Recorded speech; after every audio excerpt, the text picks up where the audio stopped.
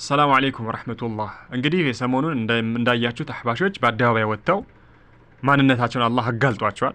ቁርአንን የአላህን ቃል ፍጡር ነው እያሉ ሰዎችን ሊያስተምሩ የመጡ በፍልስፍና ገብተው ማለት ነው የመጡ እንደሆኑ የጀህሚያ ወራሾች እንደሆኑ የሙዕተዚላ የቀደምት የጥመት አንጃ ወራሾች እንደሆኑ የነሱን ልብስ ለብሰው እንደመጡ በሙስሊም ስም አልሐምዱሊላህ አይታችኋል በቪዲዮ። ነገር ግን በቪዲዮ ተናገሩ እንጂ እስኪ ኪታባውስ አብደል አልሐረሪ ምን አለ ኪታባቸው ላይስ ምን ይላሉ የሚለውን እናያለን። ከዛ በፊት ተመልከቱ። ይህ እኛ ያለ ውዱ ማንነካው የተከበረ የሆነ የጌታችንን ቃል ቁርአንን ይህ የምታዩትን ቁርአን ምንድነው አሉ? ፍጡር ነው አሉ። ተመልከቱ። ሱብሃነከ ረቢ ፍጡር ነው አሉ። መክሉቅ ነው ማለት ፍጡር ነው ማለት ነው። ቁርአን ደግሞ አላህ ሱብሃነሁ ወተዓላ የኔ ቃል ነው እያለ ነው። ግልጽ ነው አይደል እንዴ? ሐታ የስማዕ ከላም አላህ የአላህን ንግግር እስከሚሰማ ድረስ እያሉ ነው። የአላህን ንግግር እስከሚሰማ ድረስ ማለት ምንድነው? ቁርአን የማን ንግግር ነው? የአላህ ንግግር ነው። ገባቸው? ይህንን ምን እያሉ ነው? ፍጡር ነው እያሉ ነው። ተመልከቱ። አንዳንዶች ደግሞ ባለማወቅ ታዲያ ይህ ቁርአን ፍጡር ካልሆነ ፈጣሪ ነው ወይ የሚሉ አሉ። ሱብሃነከ ረቢ ላ፣ ይሄ የአላህ ሲፋ ነው። አያችሁ፣ ይሄ የአላህ ባህሪ ነው። ምሳሌ አላህ ረሂም ነው፣ አዛኝ ነው አይደለ? የማዘን ባህሪ አለው። አላህ አንድ ባሪያ ላይ ምሳሌ ሊቆጣበት ይችላል። አላህ የመቆጣት ባህሪ አለው። ያ ማለት መቆጣቱ ኻሊቅ ነው ማለት ነው? የአላህ ቁጣ ኻሊቅ ነው ማለት ነው? አይደለም፣ ሲፋው ነው፣ ባህሪው ነው። አያችሁ፣ እንደዚሁ ቁርአንም ይህም የአላህ ንግግር ነው፣ ባህሪው ነው የአላህ ማለት ነው እንጂ ይህ ቁርአን የተጻፈው ቁርአን ፈጣሪ ነው ማለት አይደለም። ግን የአላህ ምንድነው? ሲፋ ነው፣ ባህሪ ነው ማለት ነው። እና ይህን ምንድነው አሉ? መክሉቅ ነው አሉ። ተመልከቱ። እና በቪዲዮ ወጥተው መናገራቸው እንጂ እስኪ ኪታባቸው ራሱ ምን ይላል የሚለውን እንመልከት እስኪ። ተደብቃችሁ አስተምሩ ያሉበትን ላሳያችሁ። አህባሾች ቁርአን በአደባባይ መክሉቅ ነው አትበሉ፣ ግን ፍጡር ነው አትበሉ፣ ግን ፊ መቃሚ ታዕሊም ስታስተምሩ በድብቅ አያችሁ። በድብቅ ማለት ለምን?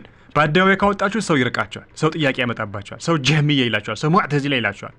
በድብቅ ግን ውስጥ ለውስጥ ቁርአን መክሉቅ ነው በሉ ያሉበትን ላሳያችሁ። ገጽ 42 ማን ነው ይሄ? ይሄው እንዳሳያችሁ አብደላህ አልሐረሪ ሲራጠል ሙስተቂም የተሰኘ ኪታብ የማን? የአብደላህ አልሐረሪ ኪታብ ነው።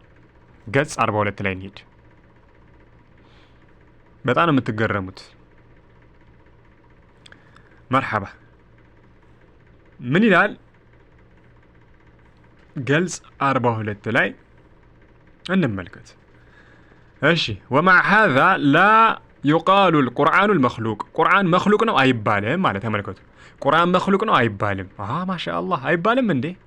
ላኪን አለ አያችሁ፣ ቁርአን መክሉቅ ነው እንዳትሉ በአደባባይ ማለት ነው እንዳትሉ አለና፣ ላኪን አለ ነገር ግን አለ ዩበየኑ ፊ መቃሚ ታዕሊም አያችሁ፣ በመማሪያ ቦታ ፊ መቃሚ ታዕሊም አያችሁ፣ በአደባባይ እንዳትሉ ትዋረዳላችሁ። ግን መቃመ ታዕሊም ላይ አያችሁ፣ ልክ በምታስተምሩበት ጊዜ ማስተማር አለባችሁ። ምን አነ አልፋዘል ሙነዘል ያኒ የወረዱት ይሄ ሙነዘል የሆነ ለፍዙ ማለት ነው።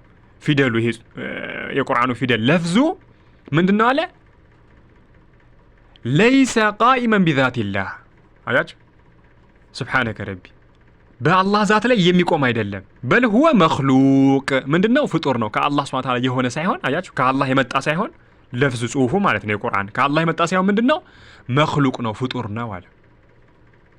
አያችሁ፣ በአደባባይ አላህ ቁርአን መክሉቅ ነው እንዳትሉ አለ። ነገር ግን በማስተማሪያ ቦታ ፊ መቃሚ ታዕሊም ስታስተምሩ ግን ምን አድርጉ? ቁርአን መክሉቅ መሆኑን ተናገሩ። ሊላህ ለአላህ ሱብሃነሁ ወተዓላ የአላህ ፍጡር ሊአነሁ ምክንያቱም ምንድነው? እስኪ እንደው ቁርአን ላይ አግኝቶ ነው ቁርአን መክሉቅ ነው የሚል ምንድነው መረጃ?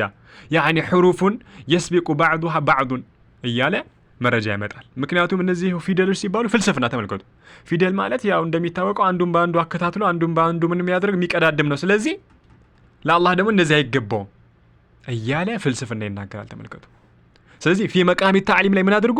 ቁርአን መክሉቅ ነው ብላችሁ አስተምሩ፣ ጽሁፉ መክሉቅ ነው በሉ እያለ ይናገራል። ቁርአን የጌታችን ቃል ደግሞ እኛ ምንድነው?